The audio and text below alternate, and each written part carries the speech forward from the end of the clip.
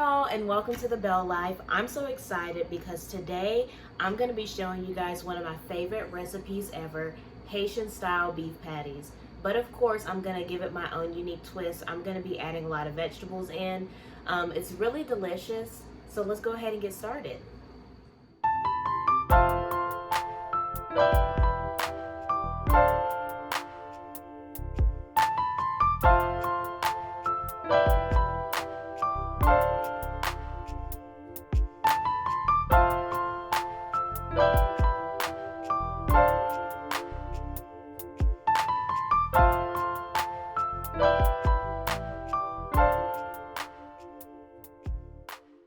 Alright, so let's go over some of the things that you are going to need. First off, this is very important. This is a pastry itself.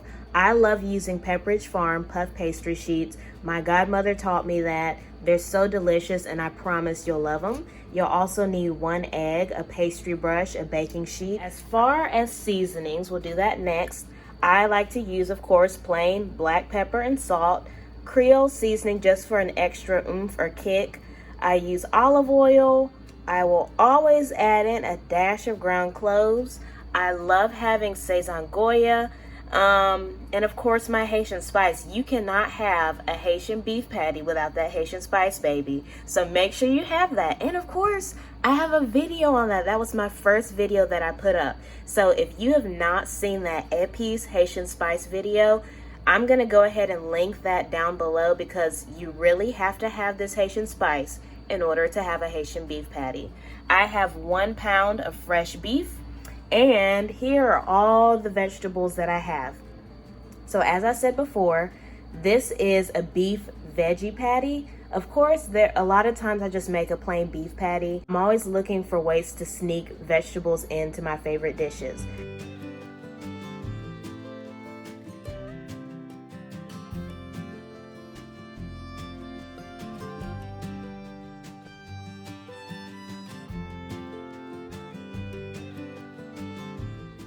Alright guys, so the first thing that I'm going to do is go ahead and preheat my oven to 400 degrees just so that it can be getting nice and hot while I'm preparing the meat mixture. Alright guys, now that the oven is preheating to 400 degrees, I'm going to go ahead and start on my meat mixture. So the first thing that I'm going to do is go ahead and cut my stovetop on. I'm going to cut it to about medium high heat, so I have it on 6 and the highest it goes is 10, so that's about medium high heat. I'm going to get some olive oil, and there's not really a specific amount I use. I'm not really the best at measurements, but I just get enough oil to cover the bottom of the pot. You can also use a skillet. I'm just using a pot. So that's about how much oil I have. I am literally just going to take all these vegetables and dump them in. So the tricky part is not dropping anything, but kind of bend it like that. So I have this wooden spoon and I'm just going to stir the vegetables, allow them to fry in the oil. So you want to cook your vegetables until the onions turn translucent. Which just basically means that they lose that white color and become more transparent and clear. Now that my vegetables have had time to fry, I'm going to get my Haitian spice. Remember, this is a key to this recipe, and I'm just going to, how much do I want to use? I'm always heavy-handed with it because it's so delicious. I'm going to use 2 tablespoons of Haitian spice. And I'm going to allow my vegetables to fry in the Haitian spice and olive oil. My mouth is literally watering just from the vegetables alone. Just the vegetables alone with the Haitian spice, it smells like meat in the kitchen. So just imagine how amazing it's going to smell and taste when we actually add the ground beef in. Alright, so I have been allowing my vegetables to fry for about a minute. And as you can see, the vegetables are starting to kind of mush up and cook down. So now that the vegetables are cooking down, I'm going to go ahead and add my meat in. So this is 1 pound of ground beef. I'm just gonna dump it in. And then I'm gonna use my spoon to just kind of chop the meat up and allow it to cook with the vegetables. So this is what it looks like right now. So my meat is not fully cooked. It still has a little ways to go. But while it's still browning, I like to start adding in the seasonings. So the first thing that I like to add is my Sazon Goya. So, and I'm just using 1 packet. It gives it a nice color, but I also always say that Sazon does give it a just unique flavor. So I'm going to add my Sazon in and stir it up a little bit.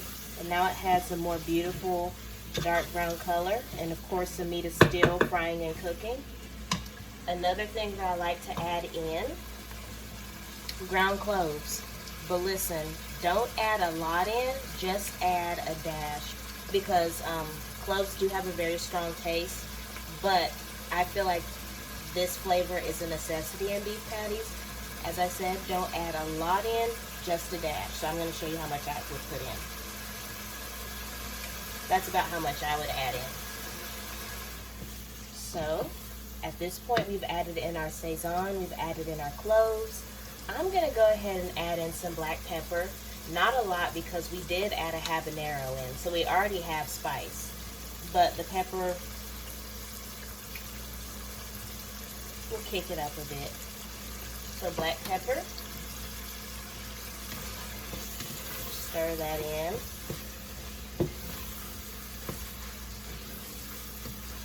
And then you're also going to add salt to taste. So as I said before, I'm really not good with measurements.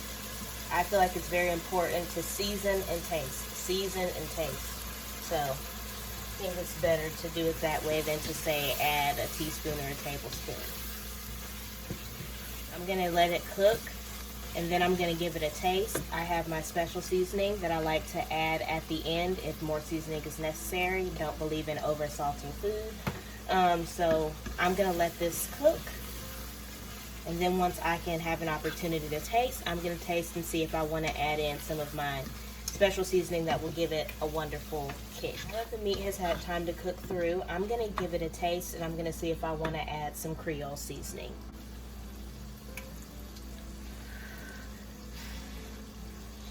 Tastes fantastic, but I'm going to add a bit of Creole seasoning. So I'm going to just add a little sprinkle of that, not too much. So I'll let you take a look at it. It was not a lot of seasoning. And I'm going to stir it. It smells so, so good. I'm going to stir it around. And as you can see, allowing those vegetables to really fry and cook down helped, because it looks like a whole bunch of ground beef. It doesn't look like the majority of this patty will be vegetable, which it is. So that's the amazing thing about allowing your vegetables to cook down before you add your meat in.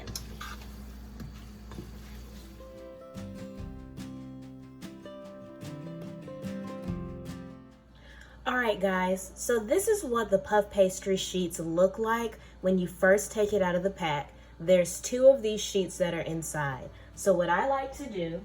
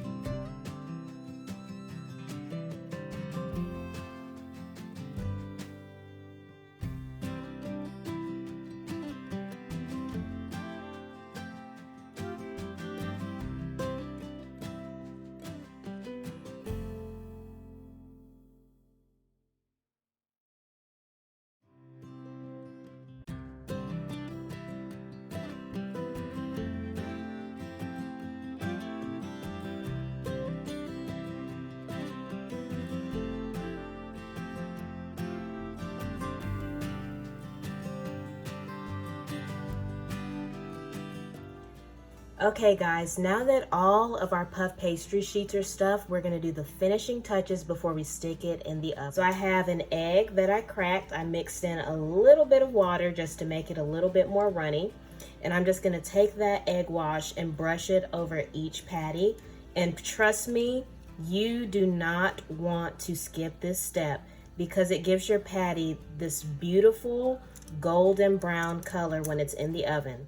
All right, when I look at the box, it says to cook it for about 15 minutes on 400 degrees, but I completely ignore that. I set the 15 minutes, but if it doesn't have that golden brown color that I'm looking for, I just keep on cooking it. But of course, I keep a really close eye on it. So I'll tell you how long I actually bake it today. It's most likely not gonna be just 15 minutes.